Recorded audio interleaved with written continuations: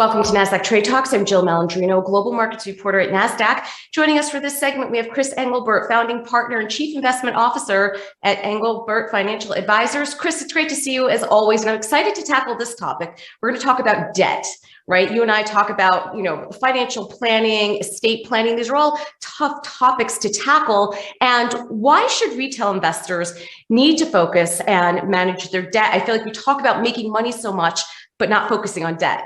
Yeah, you're right, Jill. It's one of those topics that, financial professionals, we're sitting there all the time. Hey, the stock market's doing this, the bond market's doing that. Here's your portfolio, your 401k, your IRA, et cetera. But we never really talk about the debt side of the balance sheet for people.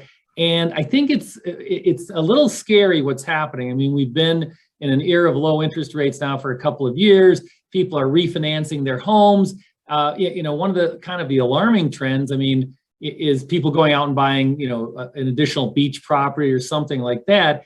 And they're kind of levering up at a point in their lives that it may not make sense to do that. And so I've had a couple of situations in the last, 6 to 9 months where, clients have come to me and they're like, hey, we're buying this. What do you think? I'm like, well, that's great, but didn't you tell me you were retiring in 2 or 3 years? So I don't think, and unfortunately, one of the things we do see is that when people lever up, they forget that, I owe 500,000 or 750,000. What would happen if I died or my spouse died? How would we pay that off? And so, I think it's a hard conversation that a lot of RIAs and a lot of clients kind of are avoiding right now.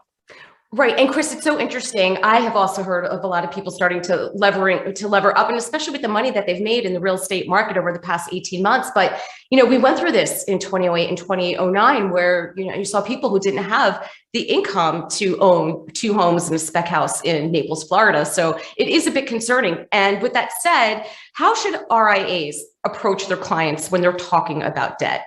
Well, I think we have to be candid with people. I'm trying to have these hard conversations now. And of course, we all understand we're in an inflationary environment. 2 things that do really well in inflation are stocks and real estate. And so people seem to want to shift their portfolios to be more focused on real estate.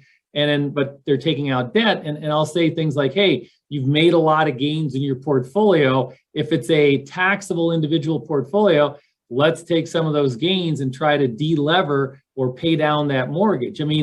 But if you have a large chunk of money in a 401k, you almost have to do the same thing. Now, obviously, you can't take the money out of your 401k, but hey, what would be wrong if somebody had a really good return the last couple of years in their 401k just to set aside 250,000 and kind of lock it down in very safe investment strategies, so that if something would happen where you would lose your job or death of a spouse, unfortunately, you'd be able to have some cushion that you wouldn't have to rely on and a way to pay down this debt. Because again, this is a phenomena that I haven't seen in a long time. And it's something that we're trying to make people aware of.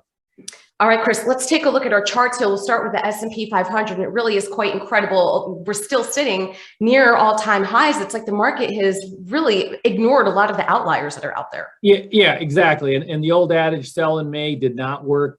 This summer, we continue to make multiple new all-time highs. And if the market continues on the pace that it's doing, even if it started trading sideways, this would be 2017 all over again, where you had extremely low volatility and the market just continued to, march straight up. Now, I think it's interesting because we're seeing a lot of media, talk about how September, traditionally is one of the poorest months out there. And I always have said to clients, if everybody's talking about it, it may not happen. So we'll see what happens for the rest of the month of September. But so far, the S&P 500 has been holding very steady. And let's talk about the Nasdaq 100 here. Clearly, the FANG stocks have really lended to not even the Nasdaq 100, but the S&P 500 as well, because of the concentration in tech that we see these days. It really is contingent on the movement that we're seeing in these mega cap tech stocks. Yeah, this is so, I don't know how much you're following the US Open, but on the women's side, there's some new young talent out there from Canada and from Great Britain, and these young women are battling back and forth in a ferocious way. That's what's going on with the Nasdaq right now. I mean, you've got the old stalwarts, trying to continue to push the, Nasdaq higher, but all of a sudden they, start to lag and value starts coming back in, and then boom, growth comes back again. So we'll see. I do believe that, there's some gains that are being digested right now. I would not count the Nasdaq out between now and the end of the year. And in that horse race, we don't have the chart up, but the Dow Jones Industrial Average is now starting to lag both the S&P and the Nasdaq. And Russell 2000, always trying to join the party, but it just can't consistently get there. Yeah, I think there was such a huge, big move going on at the beginning of the year because obviously, lockdowns had run their course. And so the Russell, I was very impressed. I said, with the Russell broadening out the entire market rally, this is good. But now we're running into a trading range market. And I'm wondering if the trading range market in the Russell is pretending what's going to happen in the S&P and the Nasdaq probably in 2022, where you get these, resistance bands on the upper side and also on the downside. It's not a bad thing. I mean, one way you consolidate big gains is to trade sideways. And, I'm looking for 2022 could end up being the year that the Russell, continues its rally that started so strongly in 2021. All right, let's move along to oil here, trying to get some sort of a rally going.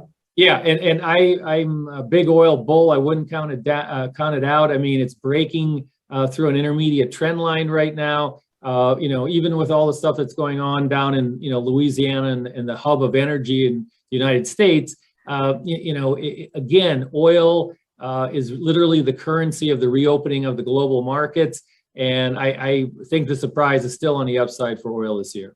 All right, let's wrap it up with the 10-year Treasury. And of course, this has been making a number of headlines as we think about inflation and interest rates and what the bond market is trying to telegraph about that. Yeah, exactly. And I try to tell my clients, watch the 10-year Treasury all the time. When rates start to go up, that means inflation's coming back and, the economy's starting to heat up. It'll be very interesting to see how the rest of the year plays out into 2022, because we've had such a tremendous amount of growth in the short term, a lot of transfer payments made to people, and that's kind of all ending right now. So is this a head fake with, rates floating up here towards the end of the year, or does this mean that, the economy really is going to catch a bid going into 2022? All right, Chris, appreciate the insight as always. Thanks for joining us on Trade Talks. I'm Jill Malandrino, Global Markets Reporter at Nasdaq.